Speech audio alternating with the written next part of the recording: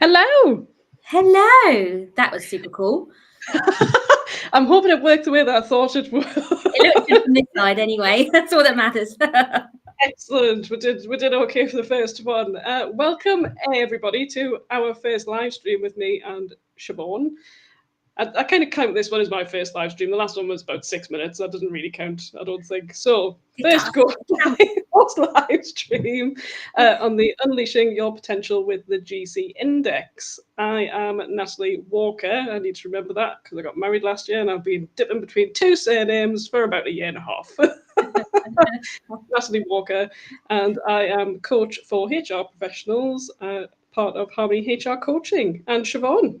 And I'm Siobhan. So I am a HR consultant. So I help small businesses with their HR needs and businesses as well. Actually, I still do that.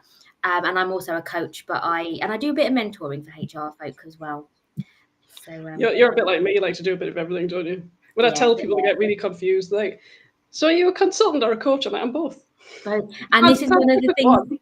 This is one of the things that Toby always says. We both know Toby. You've been on his program. And it's like, the problem with you guys is you have a long list of stuff you do and nobody understands any of it. It's like, yeah, that's true. I know. I was at a networking event earlier this week, and it's the RAC business group, and I love it. It's the second one I've been to.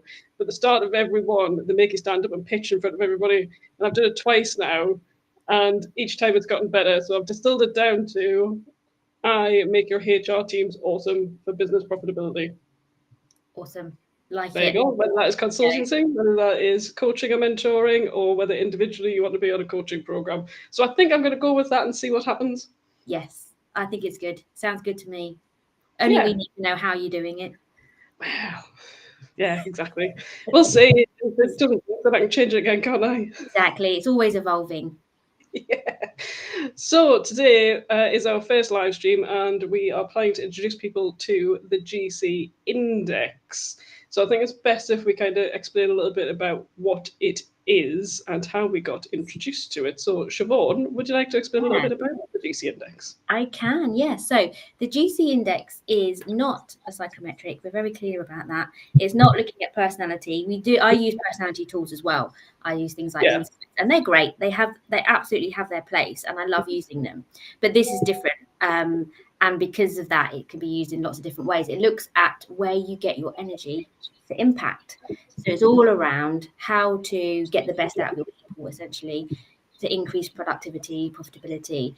And it's not just a HR-y thing either. I know business leaders that use it. I know,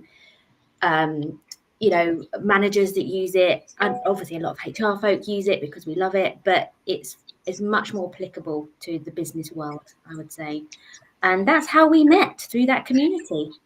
It was, yeah. And I think that's a good point around it's for businesses, because that's what really attracted me to it. So again, I've used a lot of psychometric tests. Like them, they've definitely got the place, whereas this felt like it had more of a place in making an impact for a business, being able to make decisions around it, because it's not personal. It's about what your strengths are. So it's quite a positive tool as well to use in that way as well. Yeah, it is. And from other HR people's perspectives, what I found as well, it gives you a language that really translates. So I've got an example where I tended to work in the engineering sector, not on purpose, by accident, but it's fine. It just happens. Engineers are great, so I'm quite happy with it. But quite often I'll talk to hiring managers, and they'll recruit a certain type, and they'll be like, we'll explain a bit more about the GC language in a minute, but they'll recruit somebody that's a game changer. And then a little bit later on, they'll come to me and say, this person's not performing, they're not doing anything. And actually, what they really wanted was a polisher. They wanted an innovator. They didn't want somebody that comes up with new ideas. And actually, now I've got the opportunity to say, is that really, really what you want? And they're like, oh, no, it's not, is it? And so we get the right people, and we don't have that whole awful situation where there's a mismatch of somebody early on in their career and things like that. So it helps get under the skin of what's actually matters, I suppose. Yeah, and that was my reflection from it. I've got a story about that, but we'll come back to that. So you've mentioned a lot of things about the proclivities there. So I think we Yeah, should probably explain a little bit about those. So the GC index measures and gives you an assessment of your proclivities, which is in basic terms what your strengths are and how you make an impact to business. And there's 5 of them. And I'm going to try and name them all off by heart now. So we have the game changer, we have the strategist, the implementer, the polisher, and the playmaker. we do. Got them. And everybody has a little bit of everything, but the assessment tells you which one's your highest in and what that looks like. And it does absolutely helps you in terms of your career and choices that you make, team choices that you make, company choices that you make. It just makes a lot of sense once you've been through it. But I didn't realize or actively think about that until after I'd done it. And then Yeah, I thought back to different situations. I thought, I'd only known that then. yeah, absolutely. And that's actually it, because what it does is it looks at your natural drive for something that you don't consciously think about. Sometimes you're a bit more consciously aware if something drains you. You think, oh, that's going to be hard work. Doesn't mean you can't do it or you're bad at it. You just think, oh, that's going to drain me. And we were just talking earlier about networking. Fine, Yeah. we can network, but actually we'd be quite knackered afterwards. Kind of know that, but you don't consciously think about what energizes you and that what you're naturally going to be in your space. You get the buzz. You don't really think about it. No, and the example that I reflected on after I had my assessment done was my last role at South Yorkshire Police. So I'd moved to be program director, looking after Oracle. When I went in, it was a little bit of a project that wasn't really working. There were some problems to solve. Really, my skill set: come in, find out what the problem is. Great, get some direction of travel, make it happen. Wonderful. Except once I'd done that bit, which was only a short period of time, after that, they needed a playmaker, and that's my Yeah, lowest score. They yeah, needed somebody who was going to be talking to the CFO and talking to the director of HR and the head of operational deployment and all these various different people, head of IT, and bring them all together and making the project work through them rather than come in and fix some problems. So it needed something completely different because it was like networking 24/7 all the time on the job. And I didn't realize at the time, yeah, but I was sapped of energy. I think I managed it probably for about an extra 6 months after that. And then I was like, no, can't do this anymore. And yeah. I did not know why, but it No, makes sense now. exactly. And it's one of those, I wish I knew this before, which is where the young person's index come in. We'll talk about that in a bit, but Yes. everyone's reaction when you go through the GC index is, I wish I knew this before. Yeah. I know I am on a bit of a personal mission to make sure that everybody goes through it. If I can persuade Well, them to. and that's it. And then that's the GC index mission, is it? They want 10% of the world's population to go through it because it makes so much sense. And I had a similar light bulb moment. So I was in a role where so both of you and I are quite high implementers, and implementers Yes. are people who are getting on, get action driven, get on and get stuff out the door, get things moving. So we're not necessarily it's perfectionist, it's got to be amazing. It's more of like, we actually have a direction of travel when we need to get on that direction. So we're quite like today, let's do a LinkedIn Live. Yeah, awesome. On we go. Let's do it. It's not everything, just get on with it. I personally can get drawn into that. I can get drawn into the doing. And what I realized is my second proclivity is the strategist. And if I don't know why I'm doing something, I find it really difficult. And I get into that doing mode. So I'm doing loads of stuff, but I'm like, I'm not quite sure why I'm doing this. What's the purpose of me doing this? And that's when I get completely lost and start to get disengaged. And I hadn't appreciated in certain past roles where I felt like that was the reason why. I couldn't put Yeah. a finger on what was wrong, but now I know that's what was wrong. Yeah. And I think in particular the things that you've mentioned there, I've found more difficult working for yourself. Yes. Because Yeah. normally you react to a business strategy, objectives, executive suite. This is what we're trying to achieve. Great, right? This is how I think I can contribute to make sure that that happens. Now you're the one setting the direction and then making it happen. Yeah. Absolutely. And then we get into the doing.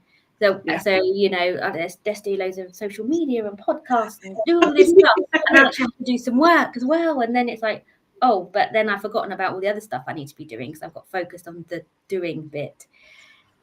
This is why we need to build your network, which is why, I mean, we've got similar proclivities, but that's why we need to bounce things off other people. That is true. That's kind of finding your community, regardless of whether you could be in a standalone HR role or whatever it is. It is important to find community. I think we're seeing a lot more conversation around that now as well, which is great. There's a lot of options. Yeah, there is, and we're in a few similar communities as well, completely by accident. So there's like, oh, obviously you're my kind of person. So yeah. You will keep seeing my name, and eventually you will connect to me. Yeah. We will be friends. But your example that you gave, the South Yorkshire Police, that's a really good one, and how I find this really applicable in businesses, because working in the engineering sector, we have a lot of projects, and you can have engineers that all have a master's degree in mechanical engineering, and they've all got 10 years experience or something like that. But what we don't realize is when you're in a project-based business, people are going to have different energies in different parts of it. So to your point, well, those guys that are really into coming up with new ideas, let's get them in at the beginning. Then actually we need our strategists to get a plan. So let's bring them in. And actually the game changes. You kind of need to go and do something else now, because you're just going to come up with more ideas, and we need to just now crack on. Implementers come in. And then you need your polishers to make it great. And then all through that, you need your playmakers to do your stakeholder management. And every one of those people are going to have the skill set to be a good engineer, but actually their energies are going to be very different. And if you could plan projects around that, how effective would that be? Yeah, and you know what it is? That's how I got pulled into the GC Index. So I met Anna in Dubai, and she started talking to me about it. It was exactly what you're talking about right there. I thought this really fits with what I'm trying to do. So I'm all about change and transformation and HR project management, and really upskilling HR around that. I thought this tool, I knew I needed something, but psychometric tests weren't really appealing to me, whereas I thought this is something that you can actually implement well with change and transformation, and make sure that you use the right skills, the right strengths at the same time. So it gives you a lot more data to use people effectively. To their best advantage and yours. And really, my example of being worn out after 6 months, that wasn't using me to my best ability. I didn't have a good work-life balance. I was really stressed, to put it bluntly. And I wasn't enjoying myself, but I didn't know why. Whereas this gives you the tool to be able to make sure that doesn't happen. So from a well-being perspective, talent development perspective, using your people in the right way, in a different way traditionally how people do some work, because normally you get this job and do it, whereas actually you should be mixing people in and out, really lends itself really well to skill recruitment and the future of work in that perspective. So it is a really exciting tool to use. It is, and from a return on investment as well. When you think about, I had somebody I was coaching, actually, a guy who's in a technical role leading transformation programs, and he actually said, do you know what, I'm more productive in 2 hours than the average person in 8 hours. And I'm like, yeah, but that's because you're in your energy zone. And when I got him to reflect back, he said, well, yeah, there's some occasions where that's not the case at all. And I'm like, yeah, but how amazing is that? So you doing the amount of work in 2 hours that would normally take somebody else 8 hours, because you're working to your energies. Think of the production levels that go up. Yeah, and not necessarily doing more work, but doing something else, or taking that development time. How many times have people said that you need to invest in your own learning and development? We never have time to do it. No. Especially in a corporate role, you're so busy. You never have time to look over the parapet and read the latest stuff or join that webinar. You never do it, do you? No, but if you knew what your strengths were and you planned your diary accordingly, obviously within reason, we all know that things come out of the blue and some things you can't control. But if you have an awareness and understanding of what your strengths are and what gives you energy so that you do your best work in a short period of time, you stand a much better chance of being able to do those things like self-development. Yeah, absolutely. And to your point as well, there are some things that aren't going to be in your energy, and that's fine. But you're aware of it now. So what you do is you create an environment to give you the best success. So like for me, my game change is relatively low. So I'm an ideas person in the sense I'll take somebody else's idea and do something with it. But blank sheet of paper, I struggle. But if I went out on a dog walk or something, I have more chance of getting some ideas percolated than if I was just sat at a desk thinking I need to come up with an idea. So it's knowing that, then work to that, and actually in short bursts as well. If I was doing that consistently for like a year, like to your point, I'd be completely burnt out. But actually knowing I have to do it sometimes, that's okay. I plan for it, and I'll allow myself the time to do it, I suppose. Yeah, absolutely. And I think definitely, I think you're more aware of what you need to do to be effective when you work for yourself, because tougher, you are bringing in your own money and all that kind of stuff. So you have to think about these things a lot more. So I have felt like the journey has been a lot more reflective from that perspective. Yeah, that's true. It forces you to. Mine's 5 o'clock in the morning. So morning time for me is where I can be my most creative. Wow. Once it gets past, 11, 12 o'clock, no chance. I'm an evening. I'm a night owl. So between the hours of probably 8 and 11, that's when I'm most productive. So this is this is where you have teamwork is best, because you can work at different ends of the day and be more effective. That is so true. Yeah, I hadn't thought about that, but yeah, this is just thinking about teams and planning and organising, isn't it? Yeah. Once you know, you can think about it, and it might not work, and you change it around. But it's one of those things, isn't it? The more information you've got, the better chance you have of doing that.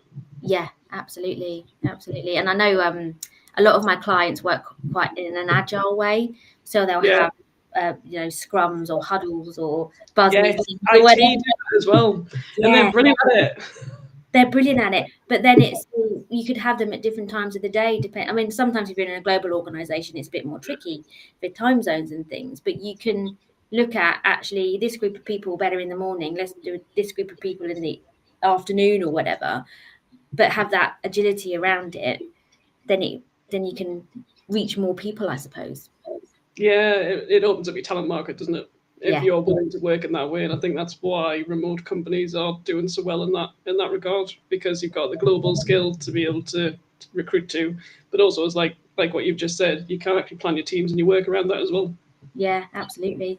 And that's another good point you've raised, actually. All this drive to get people back in an office. Oh yeah. See, this might help that as well, because I think leaders can struggle to differentiate between, well, I need to visibly be able to see people as there's a trust element, but then there's also the element of being quite not really understanding how to get the best out of people, and you want that collaboration time, and how do you make that most effective? And forcing everyone in doesn't necessarily encourage collaboration, but this as a tool could also really help map some of that out as well. Yeah, absolutely. I just love this, and I think everybody should be using it. Yeah, and this is the thing, as a leader, some of the HR world isn't tangible, and it's quite hard to get evidence for. And this is a way of getting evidence of this working. How do we apply it? So it's certainly something that, as I say, you can hang your hat on. Yes, you can. Yeah, you can, absolutely. So we'll move on slightly, because you mentioned the YPI, and I want to talk about it because I'm excited about this. Not that I've ever seen it in practice yet, but I'm desperate for Isaac to go through it. Oh yeah, absolutely. And if you're starting to work with early careers in HR and stuff like that, it's super powerful. Yeah. And so the YPI, the Young Person's Index, that came about because everyone was saying, oh, I wish I knew this when I was a kid. So a lady called Helen Rivero, hopefully she might be listening. She was like, well, she went to Nathan, who's the co-founder of the GC Index, and said, well, why can't we? And he was like, well, it's not aimed at kids. And then they're like, well, maybe we can make it aimed at kids. Why not? So it's essentially the fundamentals are the same, just that the language is a bit different. So the reports are a bit more funky, I suppose, for one of them. Sound like an old lady, but they are. And the language is just a bit more related to an age group. So it's aimed at like 13 to how I pitch it to anyone who's still in education, so up to university.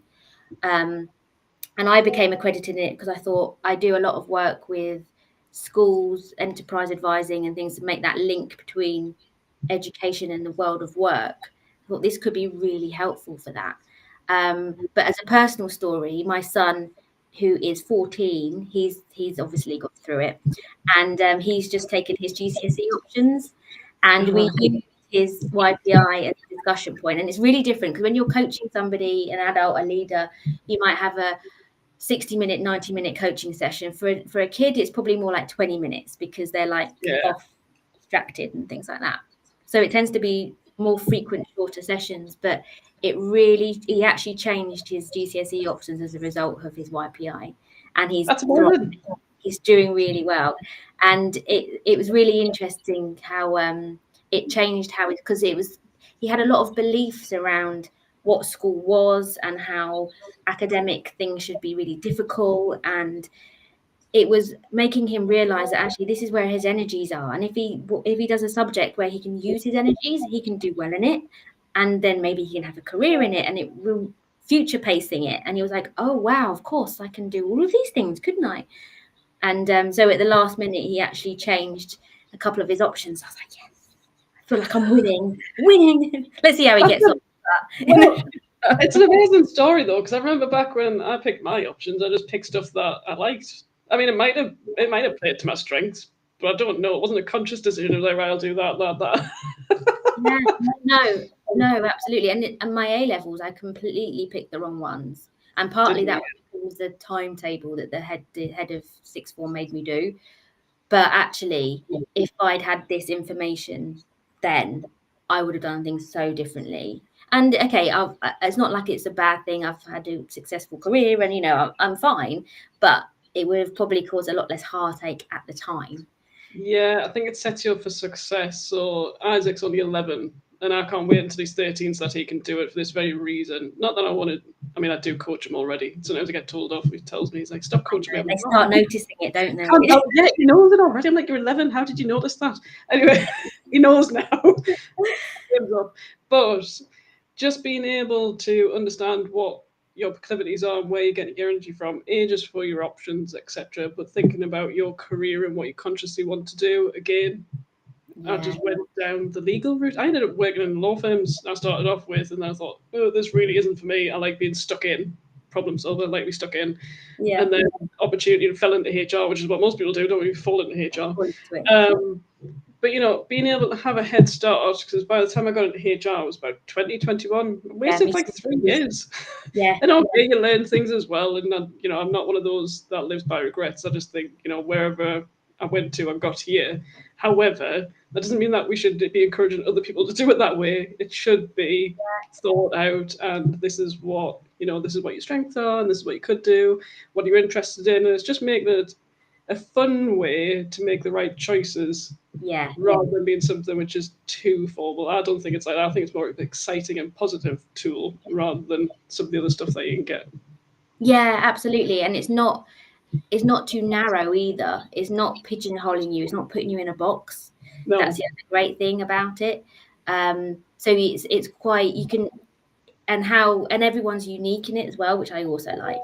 So it's not like if you do quite a lot of the assessments in schools, career advice and stuff, they might be like, oh, I remember doing this. It's like, you should be, I think they said I should be an accountant. And I did actually enroll in the AAT because I was good at maths. That was the only reason. I was like, oh my God, if this is my life, I think I might.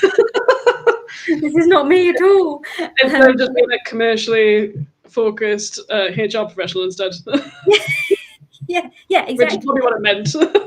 Which is probably what it meant, but it's kind of too narrow.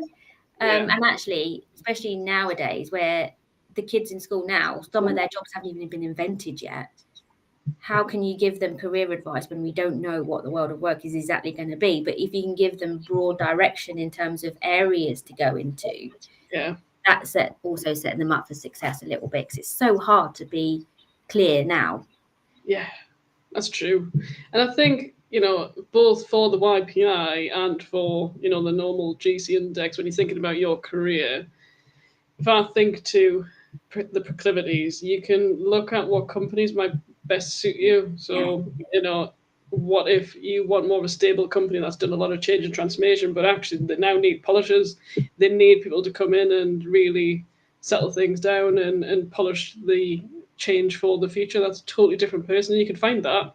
Yeah. Whereas, if you're a game changer, you want to be somewhere where they're embracing change and that you've got autonomy. Otherwise, you are going to not be happy where you're going. So you can really start to narrow down not just what type of job you would like, but also what kind of company and culture as well.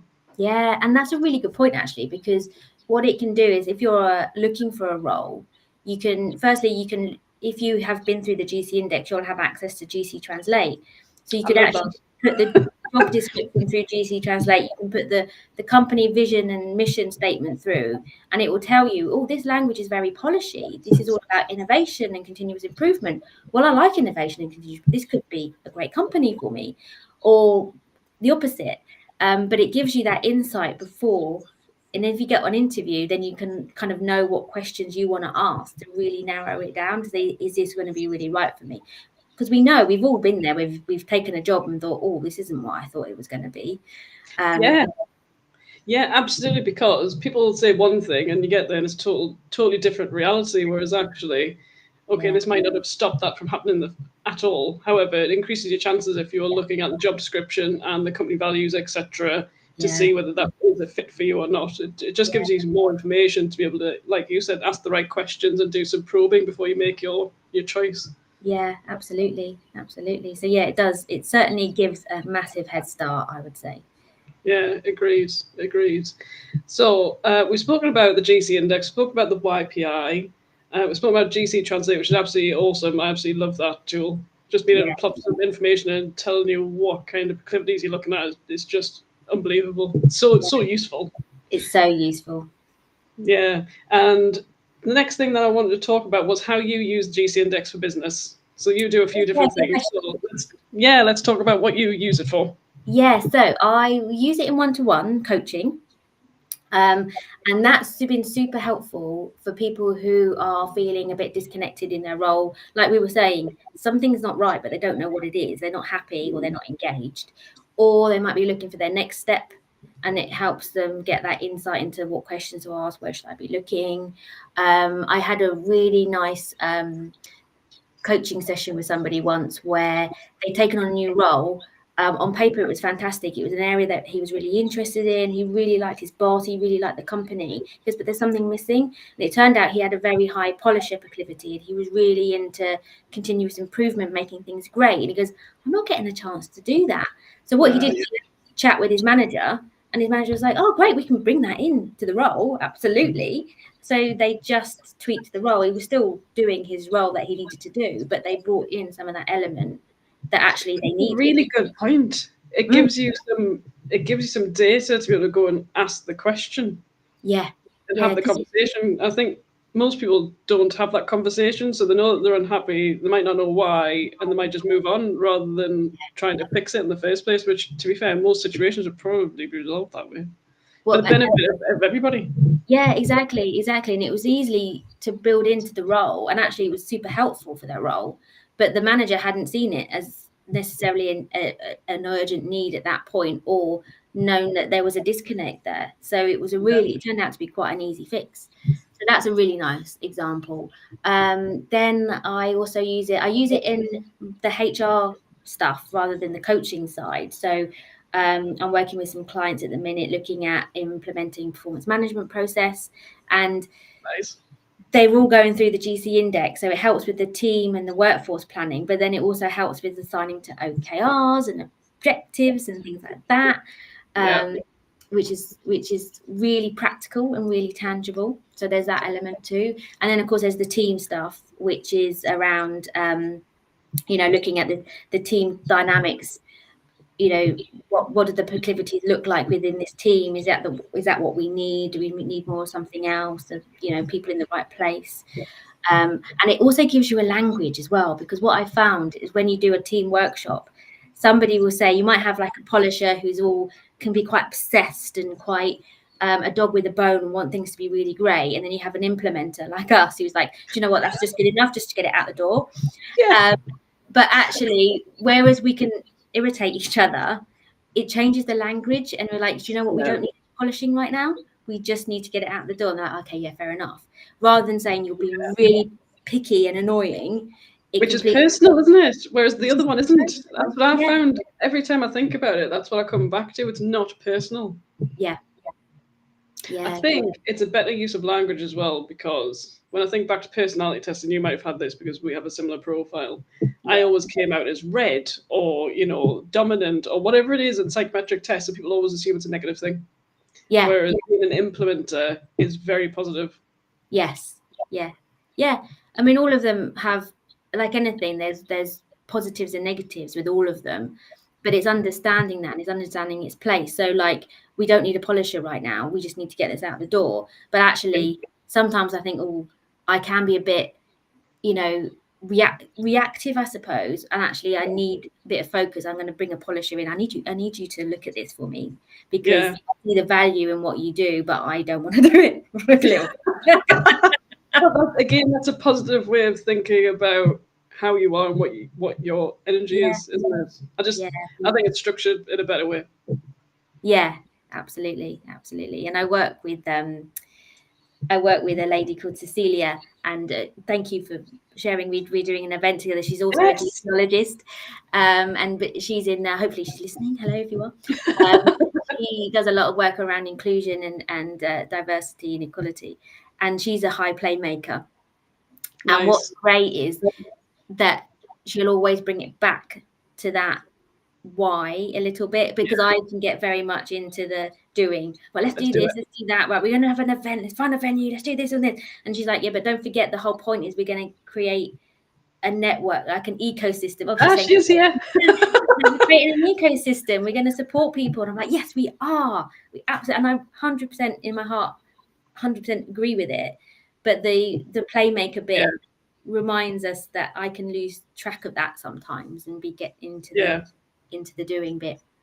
Yeah, and that leads me on to, we'll talk about my stuff afterwards, but things that you've got coming up. You've just mentioned this. Yes. So we got an event in November, and we've got the pleasure of having Dr. John with us, who's the psychologist behind the GC Index, and hopefully he'll share some of the big data we've got. So we've seen some really interesting trends around, like HR professionals all have quite similar, there's obviously differences, but we all have quite similar energies. Yeah. On the neurodiversity research, we're finding that certain neurodivergent brains have similarities, and it's like, well, what's this telling us? We don't know yet, but it's interesting enough to think, oh, there's something in here. And wouldn't it be amazing if we could reframe how organizations see diversity support and see the value in it? I mean, you've been talking to me about this, and I've been excited to find out what it's going to say and what the data says. So I think it's going to be a brilliant event, and looking forward to hearing more about what the data shows. And it's a shame you're in sunny Dubai. Not a shame for you, because it's sunny and not drizzly like it is here, so you can't join us. But hopefully, I will see you in November, though. Yes, you will see me in November, and obviously we have another one of these in November as well. So we might be able to talk more about it then. We'll see what topic we want to cover next time. But yeah, anybody who is interested should go. I think it's going to be a really interesting event and conversation. Thank you. Yeah, and hopefully a lot of dialogue, very informal. We want people, because it's one of those things. It's not tangible. Okay, what does inclusion mean? How we actually going to do it? Hopefully people will come away going, actually, I've got a plan. I know what I can do. I know I can make a difference now. Yeah, it's really helpful. And also meet some great people that they can network with and work with and bounce ideas off of and things like that. That's the aim. Yeah, I'm sure you'll smash it. I'll be thinking of you in spirit, even if I'm not there. You're not by the pool, and then I'll make I'll be WhatsApping you and not getting any replies, because obviously you'll be busy. Oh God! So the things that I'm using the GC Index for. So I've got 2 coaching programs now. So I'm doing one group coaching, which is a transformational HR leadership one. It's all online.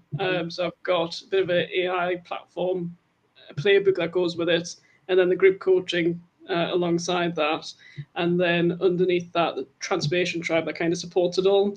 So I'm using the GC Index to kind of understand how people can use it in terms of transformation, their leadership, or their HR teams. So the thing from a consultant perspective, I tend to focus on HR organizational design and effectiveness. It's kind of what I've been doing for past 5 years. So thinking about HR teams, what they need to look like for the future, and then thinking about the strengths and how that plays into it, not just from a project and delivery perspective, but obviously the organisation and service going forward.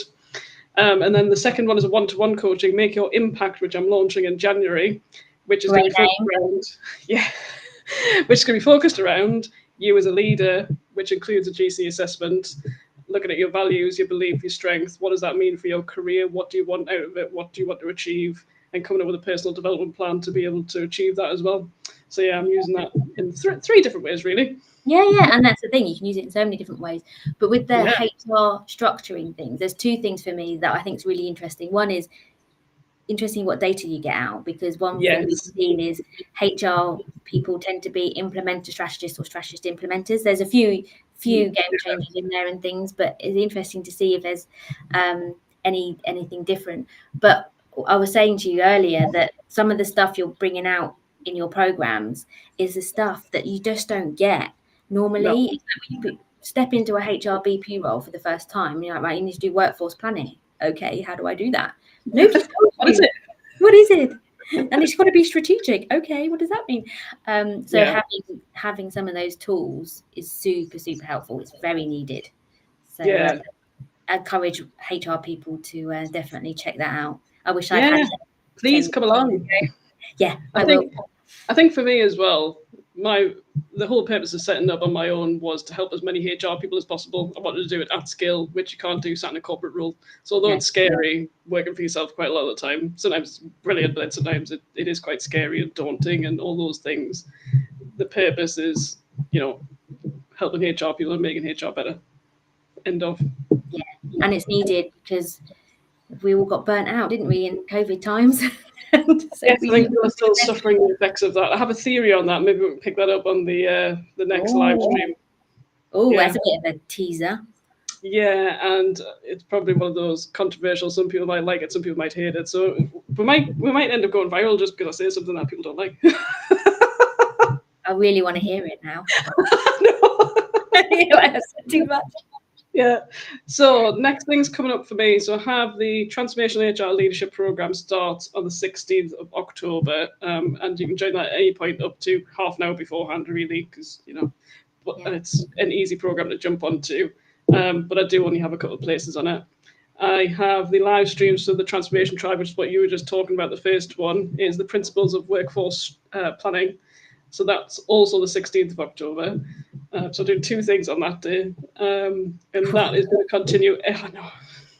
Planning and all that. Going to do that every single week for the tribe. It'll be something completely different, depending on what it is. So I want people to come and get involved and talk all things, topics that help.